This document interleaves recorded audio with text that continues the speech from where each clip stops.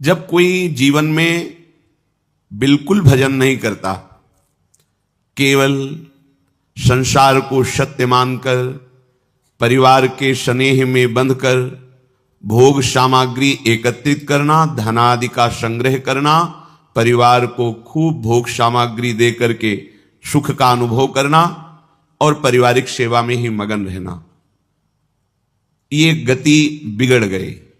क्योंकि हमारा जन्म ऐसे परिवार का अनंत जन्मों से हम पोषण करते चले आ रहे हैं, पर हमें कुछ लाभ नहीं मिला। हमारी गति बिगड़ जाएगी। हम केवल इतने के लिए ही नहीं आए हैं, ये तो हमारे जीने का व्यवहार है, लेकिन जीने का लक्ष्य क्या है कि अब हमारा नया जन्म ना हो। जो केवल परिवार में आसक्त हो जाता है वो ये भूल जाता है धर्म क्या है, भगवान क्या है, भगवत मार्ग क्या है, हमारी मृत्यु होगी तो हमें परिणाम क्या मिलेगा, हमारे साथ कौन जाएगा, हमें क्या गति मिले, ये सब बातें भूल जाती है। वो केवल वर्तमान में प्रगट में परिवार के स्नेह में बंद कर कैसे विधान आना चाहिए, पापाचरण, अधर्म, हिंसा, चोरी, व्यभिचार कैसे भी आए, ऐसे लोगों की दुर्गति होती है। इनके लिए ना तो उत्तरायण है ना दक्षिणायन है, ये सीधे नारकी गतियों को प्राप्त होते हैं। जिन्होंने चाहे वो गृहस्थ हो या विरक्त, शास्त्र के अनुसार धर्म में चलते हुए साधना की है, उनका जब शरीर पूरा होता है तो उत्तरायण के अधिकारी देवता उन्हें ब्रह्मलोक तक पहुंचाते हैं, और जब तक ब्रह्मा की आयु रहती ब्रह्मलोक में सुख भोगते, फिर ब्रह्मा के साथ ही भगवान में लीन हो जाते हैं। दक्षिणायन में जिनका शरीर पूरा होता है, सकाम भाव से साधना की है, वो धूम मार्ग में जाते हैं। इनके अधिकारी देवता चंद्रलोक तक पहुंचाते हैं, वहां चंद्रलोक में दिव्य सुखों का भोग करके पुनः मृत्यु लोक में आते हैं। वेदांत दर्शी महात्मा जन अद्वैत ब्रह्म का साक्षात्कार करके मोक्ष को प्राप्त करते हैं। पापात्मा जन पाप कर्म करके नरक को प्राप्त होते हैं। पुण्यात्मा जन पुण्य करके स्वर्ग को प्राप्त होते हैं। पर इन सब से एक विलक्षण मार्ग है, श्री भगवान स्वयं वर्णन कर रहे हैं। पुरुषः सह परः पार्थ भक्त्या लभ्यस्त्वनन्यया यस्यान्तःस्थानि भूतानि येन सर्वमिदं ततं। हे पृथानंदन अर्जुन, वह परम पुरुष परमात्मा सारे जगत को व्याप्त करके विराजमान है। व्याप्त, जैसे बर्फ में केवल नाम बर्फ है, जल ही जल व्याप्त है, इसे व्याप्त कहते हैं। जल के सिवा बर्फ में कुछ भी नहीं, केवल जल है, घनीभूत जल ही बर्फ नाम से कहा गया। ऐसे ही ये संपूर्ण संसार जो द्वंद्वों से युक्त, नानात्व से युक्त, स्त्री पुरुष आदि भेद से युक्त, जड़ चैतन्य से युक्त, दुरात्मा महात्मा से युक्त, ये एकमात्र केवल परमात्मा ही इसमें व्याप्त है। जैसे बर्फ में केवल जल ही जल है, ऐसे ही संसार केवल परमात्मा ही है। ये शुद्ध भक्ति से जाना जाता है। तुम्हारी बुद्धि की ताकत नहीं कि तुम इससे जान सको तर्क करके, अनुमान से, प्रमाणों से नहीं। जब मय्येव मन आधत्स्व मयि बुद्धिम निवेशय, तब जब मन बुद्धि केवल प्रभु में लगकर भगवदाकार हो गई, तब ये रहस्य उसके सामने प्रकाशित होता है कि जड़ चैतन्य कछु नहीं दीखत, जित दीखत तित श्याम खड़े। आहा, जिधर दृष्टि जाती है चित चोर मनमोहन ललित त्रिभंगी श्री कृष्ण चंद्रजू, जिनकी मुस्कान में करोड़ करोड़ काम मूर्छित हो जाए, उन प्रभु का वो हर जगह दर्शन पाता है। जैसे गोपीजन कह रहे हैं, जित देखूं तित श्याममयी है। सखी मैं तुमसे क्या बताऊं, पता नहीं मेरी पुत्री को क्या हो गया है। अब न कोई स्त्री दिखाई देता है, न पुरुष दिखाई देता है, न जड़ दिखाई देता है, न चैतन्य, केवल केवल मेरे प्रीतम श्याम सुंदर दिखाई देते हैं। जिधर भी देखती हूं वो श्याम मुस्कुराता दिखाई देता है। और ब्रह्म ज्ञानी जन जब चरम अवस्था के ज्ञान को प्राप्त होते हैं तो उनको भी यही दर्शन होता है। सर्वम खलमिदम ब्रह्म नेह नानास्ति किंचन, केवल ब्रह्म ही ब्रह्म है, दूसरा नहीं। मीरा जी की दृष्टि में जब प्रभु का प्रेम प्रकाशित हुआ तो प्रेम के नेत्रों से देख रही, मेरे तो गिरधर गोपाल दूसरो न कोई, दूसरा है ही नहीं कोई, केवल गिरधर गोपाल ही है। जित देखो तित श्याममयी। हे प्रथानंदन अर्जुन, वह पुरुष जो परमात्मा है वो सारे जगत को व्याप्त करके विराजमान है। कैसे समझ में आएगा, कैसे उसकी प्राप्ति होगी? तो कह रहे पार्थ भक्त्या लभस्त्वनन्यया, ये लाभ अनन्य भक्ति के द्वारा प्राप्त हो सकता है, और कोई साधन नहीं है। प्रभु के प्रेम का रसास्वादन अनन्य भक्ति से, और प्रेमी ही संपूर्णतया प्रभु को जानता है। ज्ञानी एक पक्ष को जानता है, निर्गुण निराकार निर्विकार आत्मस्वरूप भगवान को। लेकिन प्रभु की प्रेममयी लीला में वो प्रवेश नहीं पाता, क्योंकि वो मोक्ष की लालसा से युक्त है। वो ऐसा ज्ञान प्राप्त करके मुक्त हो जाता है। पर प्रेमी प्रभु के निर्विकार तत्व को भी जानता है और भगवत प्रेम की लीला रहस्य को भी जानता है। इसलिए सम्यक रूप से जो जानकारी प्रभु की है वो केवल प्रेमी जनों को ही है। जो बड़े बड़े ज्ञानी महात्मा हुए हैं, तत्वबोध प्राप्त करके मुक्त हो गए। मुक्त होने का मतलब तरंग समुद्र में लीन हो गई, अस्तित्व ही खत्म हो गया। पर प्रेमी जनों का ऐसा नहीं। वो इस तत्वबोध को जानते हुए भी, जैसे गोपीजन जानती हैं कि हमारे प्रीतम श्री कृष्ण क्या है, वो कह रहे नखल गोपिका नंदनो भवान नखिल देहिनाम अंतरात्मदृक्। मैं जानती हूं कि केवल यशोदा मैया के लाडले नंद नंदन ही नहीं है, ये चराचर जगत की आत्मा है। ये ज्ञान तत्वबोध, ये तत्वबोध है। और प्रेम यत्ते सुजात चरणाम्बुरुहम स्तनेषु। जिन चरणों को लेकर कोई तत्वज्ञानी कभी चरण छाती से लगाया क्या, उनमें लीन हो गया। लेकिन ये तत्वबोध, इससे बड़ा और तत्वबोध क्या, जित देखो तित श्याममयी। इसके बाद प्रभु के साथ हो अद्भुत अद्भुत लीला में महासुख का अनुभव करती हैं तत्वबोध होने पर भी। ये केवल अनन्य भक्ति से होता है। प्रभु की अनन्य भक्ति में हमारा प्रवेश तभी होगा जब जो आसक्ति हमारी संसार में है, शरीरधारियों में है, वो प्रभु के प्रेमी भक्तों में हो जाए। आज तक कभी भी कहीं भी किसी को भी अगर अनन्य भक्ति की प्राप्ति हुई है तो भगवत प्रेमी महात्माओं के संग से हुई है। भगवान कपिल देव जी से माता देहूती जी ने जब प्रश्न किया तो भगवान, पीछे चर्चा चल रही थी, भगवान ने बताया कि ऐसे ऐसे हमारे जो भगवत प्रेमी महात्मा जन हैं उनका तुम संग करो तो तुम्हारे हृदय में मेरी अनन्य भक्ति का जागरण हो जाएगा।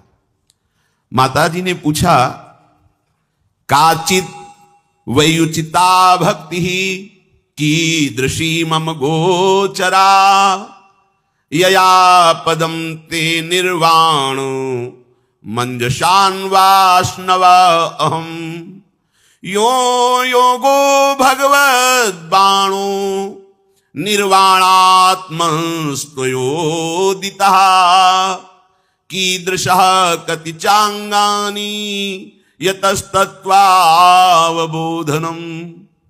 प्रभु, आपने ये तो बताया कि अनन्य भक्ति कैसे प्राप्त होती है भगवत प्रेमी महात्माओं के संग से, पर उस अनन्य भक्ति का स्वरूप क्या होता है? कैसे जाना जाए कि मेरे अंदर अनन्य भक्ति आ रही? जब तक उसका परिचय नहीं होगा तो हम कैसे जानेंगे? संतों से प्राप्त होती, सत्संग से प्राप्त होती है, गुरुजनों के चरणों की आसक्ति से प्राप्त होती, पर उसका स्वरूप क्या है? अनन्य भक्ति का स्वरूप क्या है? क्योंकि ये अनन्य भक्ति जिसके हृदय में आ जाती है, मोक्ष उसके चरणों में लुटता है। दीयमानम न गृह्णन्ति बिना मत सेवनम जना।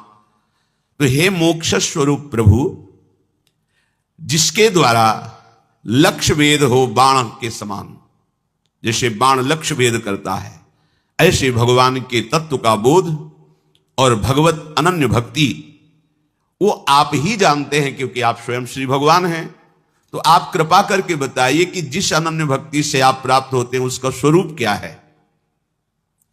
श्री भगवान कृपा करके बोले, देवानां गुणलिंगानां मानुश्रविक कर्मणां शत्रु एवैक मनसो वृत्ति स्वभाविकी तुया अनिमित्ता भागवती भक्ति सिद्धेर्गरीयसी जरत्यत्यासुया कोशम निगीर्ण मनलो यथा। हे माता, जिस उपासक का चित्त संतों के संग से, भगवत कथा श्रवण से, भगवन नाम जप से, भगवन नाम कीर्तन से, भगवत धाम के वास और सेवन से पवित्र हो गया है, उसका चित्त निरंतर मेरे में लगा रहता है। कैसे लगा रहता है? गोस्वामी श्री तुलसीदास जी सरल भाव में व्यक्त करते हैं। काम ही नारी पियारी जिमी, लोभी जिमी प्रिय दाम, तिमि रघुनाथ निरंतर, प्रिय लागहु मोहि राम। हे राम, हे रघुनंदन, आप मुझे ऐसे प्यारे लगो जैसे कामी पुरुष रात दिन कामिनी का चिंतन करता है, लोभी पुरुष धन का चिंतन करता है। हे हरि, ऐसे मैं हर समय आपका चिंतन करूं। यह चिंतन की प्रवृत्ति। जैसे कामी पुरुष को पद्मासन लगा के ध्यान नहीं रखना पड़ता, एकाग्रता नहीं करनी पड़ती, स्वाभाविक चित्त की वृत्ति कामना से प्रेरित होकर कामिनी की तरफ हर समय बनी रहती है। लोभी पुरुष हर समय धन का चिंतन करता है, मोही पुरुष हर समय परिवार का चिंतन करता है, देहाभिमानी बिना प्रयास के देह का चिंतन करता है। ऐसे ही अनन्य भक्त का बिना प्रयास के अखंड चिंतन श्री प्रिया प्रीतम का होता है। अब अभी भक्ति में उस कोटि से प्रवेश ही नहीं हुआ तो आपको लगेगा अखंड चिंतन कैसे होता है। कभी कभी जब पूछते हैं और कि आपका भजन में नहीं, तो लगता है फिर कर क्या रहे हो, तुम्हारा हृदय है कहां?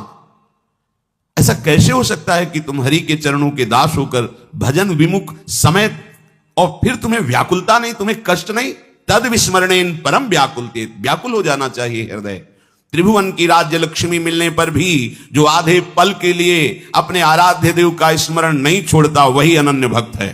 त्रिभुवन की राज्य लक्ष्मी, यहां तो 100-200 रुपए में घंटे 2 घंटे भगवान को भूल सकते हैं। अनन्य भक्त जिसका चित्त तैल धारावत निरंतर प्रभु में, अब इसे कुछ नहीं चाहिए।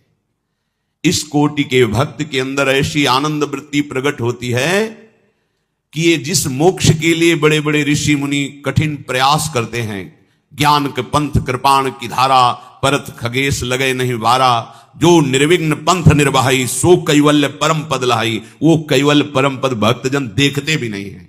ऐसा अनंत आनंद प्रेमानंद हृदय में प्रकट होता है कि मोक्ष सुख भी उनको बहुत लघु लगने लगता है। पर किनका? जिनका चित्त निरंतर प्रभु के चिंतन में लगा हुआ है। हम सबका प्रयास एक ही है कि निरंतर अंतर रहित प्रियाजू का चिंतन हो। इसीलिए कहते हैं सब सिद्धांतों का सार राधा राधा राधा। ये पराविद्या है।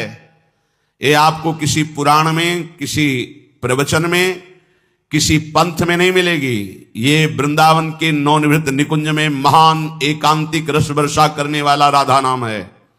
ये तो महारानी जी की कृपा है, अद्भुत कृपा है जो आपके कानों में राधा नाम सुनने को। ये राधा तत्व अगोचर है, अगोचर, न वेदों की दृष्टि में है, न वेद के अनुसार चलने वाले ब्रह्म ऋषियों की दृष्टि में है। प्यारोढ़ुम क्षमते न यच्यु शुकादि नाम तु ध्यानगम। ये राधा नाम वो अमृत है जो श्री कृष्ण कृपा पात्रों को ही केवल पीने को मिलता है। जब तक श्री कृष्ण कृपा नहीं, तब तक राधा चरणों का आश्रय और राधा नाम आपको सुनने को नहीं मिल सकता। अगर श्रवणेंद्री में राधा नाम पढ़ रहा है, जिह्वा राधा राधा बोल रही है, तो आपके पास परम धन ऐसा एकत्रित हो रहा है जो लोक परलोक सब जगह मंगल करेगा। पर ऐसी आसक्ति हो जाए कि नाम छूटे ना, सोवत हु रसना रटे राधा कृष्ण सुनाम, करवट बदली चेतना जगी तो सुनाई दे रहा है, नाम चल रहा है। ये अनन्य भक्ति का स्वरूप है। जो कर्मेंद्री और ज्ञानेंद्री दोनों से केवल श्री हरि का भजन करता है, यह अनन्य निष्ठा से ही बात बनती है। श्री जयमल जी बड़े महान भक्त हैं श्री राधा वल्लभ लाल जी के। जयमल जी जब सेवा में जाते तो कभी कभी कोई राजकाज का विशेष कार्य आने पर उनके मंत्री उनको सूचना देते तो उनको पसंद नहीं आता। हमारी सेवा में कोई विघ्न पहुंचावे नहीं, राजा थे, पर ऐसी भजन की निष्ठा, उन्होंने नियम लागू कर दिया, 4 घंटे 10 घड़ी, 1 घड़ी 24 मिनट, तो 10 घड़ी है 6 को 24, 240 मिनट, तो 6 को 24, 4 घंटे। 4 घंटे के अंतर्गत अगर किसी ने सूचना दी तो हम स्वयं उसका वध कर देंगे। हमारे सेवा गृह में चाहे पूरे राज्य में आग लग जाए, 4 घंटे कोई सूचना नहीं देगा, किसी भी तरह का विक्षेप नहीं। जब हम अपने लाडली लाल राधा वल्लभ लाल का श्रृंगार कर रहे हैं, आरती कर रहे हैं, उनका सेवा भाव भोग आदि, उस समय कोई भी प्रवेश नहीं करेगा।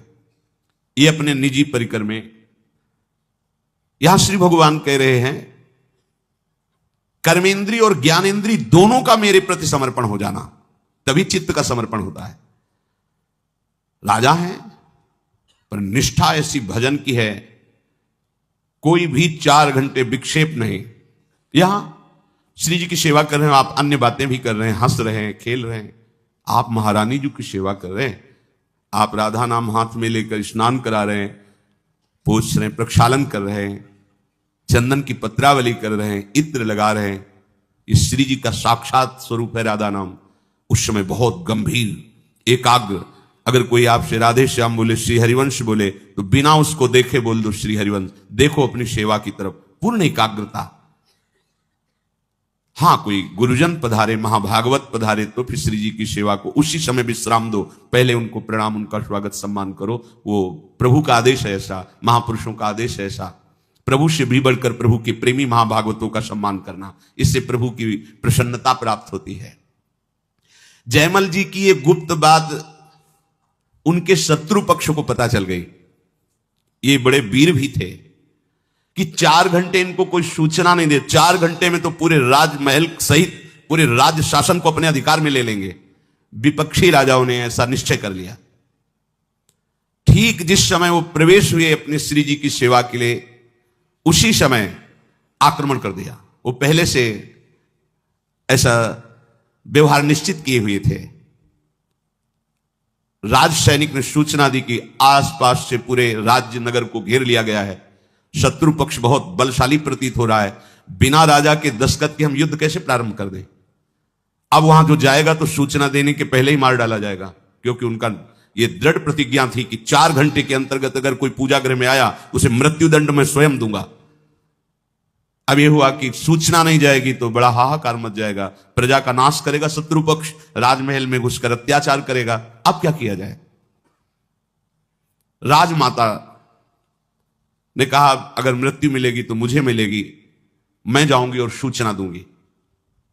वो डरते हुए गए। जयमल जी सेवा में मगन थे, तो उन्होंने कहा बेटा, राजनगर को, राजमहल को शत्रु पक्ष ने घेर लिया है, बस तुम्हारी स्वीकृति की आवश्यकता है। तुम हां बोलो तो सैनिक युद्ध के लिए तैयार हैं। तो उन्होंने कहा मां, तुम इसी समय वापस चली जाओ, हम सेवा में एक शब्द भी अन्य सुनना नहीं चाहते। आप मां हो इसलिए हम अपनी प्रतिज्ञा को छोड़ते हैं कि आपका वध नहीं करते। आप वापस चली जाएं, हम जिनके सहारे हैं वही जो कुछ चाहे करें। इस समय हम उनकी सेवा नहीं छोड़ सकते और अन्य वार्ता नहीं कर सकते। सेवा में हम युद्ध का आदेश नहीं दे सकते। हम ठाकुर श्रृंगार कर रहे हो, कहते मार काट करो, नहीं। जिनकी हम सेवा कर रहे हैं वो समर्थ है, जैसा चाहे वैसा करें। आप तुरंत वापस हो जाएंगे। बाहर गई, सेनापति ने कहा क्या आदेश है? उनका कोई आदेश नहीं। बिना आदेश के सेनापति कैसे? सब व्याकुल हो रहे हैं, 4 घंटे तक इंतजार कर रहे हैं। ना तो सेना नगर के अंदर घुसी और सब कोलाहल शांत है। तो सबको आश्चर्य हुआ कि क्या वो भी पूजा का इंतजार कर रहे हैं क्या शत्रु पक्ष, कि जब वो निकलेंगे तब युद्ध करेंगे। जयमल जी ठाकुर जी को भोग पवा के, आरती करके, उनके सामने कीर्तन करके, नृत्य करके प्रणाम किया, बाहर निकले और उनका हमारा घोड़ा तैयार करके लाया जाए। घोड़े के पास गए, जो उनका निजी घोड़ा था, पसीने से लथपथ था। जेविये से हाथ रखा तो हाथ भींज गया पसीने से, और हाथ रखते ही जैसे बिजली का करंट, ऐसे भागवती ऊर्जा उनके हृदय में आई। बोले ऐसा तो कभी नहीं हुआ, और ये घोड़ा तो इतना थका हुआ लग रहा है जैसे ये युद्ध करके आ रहा हो, और आज तक इतना प्यार इसके ऊपर नहीं आया। इसके स्पर्श करने से मुझे भागवती सुख का अनुभव हो रहा है। घोड़े को लिया, बाहर गए। जितने सैनिक थे सब मूर्छित पड़े थे। केवल राजा को बीच बीच में होश आ रहा था। नजदीक गए, शत्रु पक्ष के राजा को जल आदि से चेतना देकर उठाया। बोले, आए आप युद्ध करने थे और ये सब मूर्छित पड़े हैं, मैंने तो अपने सेनापति को आदेश दिया नहीं, ऐसा क्या हो गया? बोले, एक ही वीर केवल आया था आपके पक्ष से, सांवले रंग का था। उसने बाण तो संधान नहीं किया, पर नेत्रों से ऐसा देखा कि सब घायल होकर मूर्छित हो गए। बस एक बार तुम उसे पुनः मुझे दिखा दो, मैं एक बार उसे हृदय से लगा लूं, कभी जीवन में हम तुम्हारी तरफ देखेंगे भी नहीं। प्रेम बाण ऐसा है कि बड़े बड़े घायल हो जाते हैं। तो उन्होंने उस राजा से कहा, ओहो, हमारे प्रभु ने शत्रु पक्ष पर इतनी कृपा कर दी। जिनके दर्शन ध्यान में बड़े बड़े मुनिजन नहीं पाते, वो कोई सेनापति या शूरवीर नहीं, वो तो हमारे प्रभु श्याम सुंदर थे, राधा वल्लभ लाल जी थे। अगर हमारी निष्ठा है तो हर समस्या का समाधान श्री हरि है। लोग ये समझ नहीं पाते हैं। अगर निष्ठा ना होती तो घबरा के सेवा छोड़ देते और भाग पड़ते कि शत्रु पक्ष आ गया है, बाद में सेवा कर लेंगे। नहीं, अपनी निष्ठा में है। कर्मेंद्रियों और ज्ञानेंद्रियों का इस कोटि का समर्पण, निष्ठा, ये संत संग से, भजन करने से, भगवत महत्व का अनुभव होने से ये निष्ठा जागरण होती है। श्री भगवान कह रहे हैं कि ये भक्ति मुक्ति से भी बढ़कर है। जैसे जठरानल खाए हुए अन्न को पचा देता है, ऐसे अनन्य भक्ति अनंत जन्मों के कर्मों के संस्कार के भंडार को भस्म कर देती है। ये बहुत बड़ी बात है। इस बात का कहीं कोई साधन से संबंध नहीं है। आप साधना करेंगे तो उसका फल मिलेगा, लेकिन भगवान का आश्रय लेकर अनन्य भक्ति करेंगे तो भक्ति, जैसे हम अन्न पचाते नहीं हैं, स्वयं पच जाता है। एक प्रक्रिया है, पाया और समय पर वो पच गया। ऐसे ही हमें कोई प्रयास नहीं करना पड़ता। अनंत जन्मों के पाप कर्म जमा हैं, अनंत जन्मों के वो कर्म बंधन जमा हैं जो हमें कई जन्मों तक भोगे बराबर तो भी नहीं निपटा सकते। जब हम प्रभु की शरण में हो जाते हैं तो जरत्यासु या कोशम निगीर्ण मन लो यथा, जैसे अग्नि लगने पर सब भस्म हो जाता है, ऐसे भगवान के अनन्य भक्त के कर्म के जो गोदाम जमा थे वो सब भंडार भस्म हो जाता है। कटे कर्म बंधन संसारी, जो हमें बार बार जन्म मरण दुख देने वाले कर्म हैं, ये तुम्हारे दान पुण्य से नष्ट नहीं होंगे, सेव संतरा के दान से नष्ट नहीं होने वाले। ये गंगा जी के नहाने से, तीर्थ स्नान करने से वर्तमान का पुण्य बनेगा, वर्तमान का पाप नष्ट होगा, लेकिन भंडार नहीं नष्ट होगा। वो केवल अनन्य भक्ति से नष्ट होता है। जब हम श्री हरि के शरणागत होते, वो कृपा करके उसे भस्म कर देते हैं। श्री भगवान कह रहे, नैकात्मतां में स्पृहयन्ति केचिन मत्पाद सेवा भिरता मदीहा, ये न्यून्यतो भागवता प्रसज्य सभाजयन्ते मम पौरुषाणि। श्री भगवान कह रहे कि जो मेरे अनन्य भक्त होते हैं वो मेरी चरण सेवा में बहुत प्रीति करते हैं। हमारी प्रीति कहां है? इंद्रियों के भोगों में, अपने शरीर सुख में। ये देहाभिमान है, यही जीवत्व है। अनन्य भक्ति की प्रीति कहां होती है? भगवान की सेवा सुख में। जैसे कई बार सत्संग में सुनाया है, चोखे मेला जी बाजार जा रहे हैं सब्जी आदि खरीदने, वहां देखो बड़े बड़े केले रखे हैं। ये केले तो ठाकुर जी को बहुत प्रिय लगेंगे, चलो आज नमक रोटी का भोग लगा लेंगे, केला ठाकुर जी को ले चल। पूरे पैसे के केले ले लिए, सीधे विट्ठल भगवान के दरबार में गए। भक्त बड़े दैन्य होते हैं, अंदर आंगन में प्रवेश नहीं किया, बाहर देहली से ही आवाज लगाई और कहा, ये केले ठाकुर जी को, रुक्मिणी जी को पवा दीजिए। विट्ठल भगवान रुक्मिणी जी विराजमान, महाराष्ट्र पंढरपुर। तुम्हारे हाथ का ठाकुर जी थोड़ी पाएंगे, चलो यहां से। पर नहीं, उनको पाना ना होता तो मेरे अंदर प्रेरणा क्यों की? प्रायः जाति पक्ष पर लोगों की दृष्टि होती है। देखो, हम सब एक ही प्रभु की संतान हैं, एक ही माटी से बने हुए हैं। ये पंचभूत एक ही पंचभूत है, ये चाहे जहां हो यही है। और एक ही आत्मा है, भैया भेद किस बात का है? विचार करो।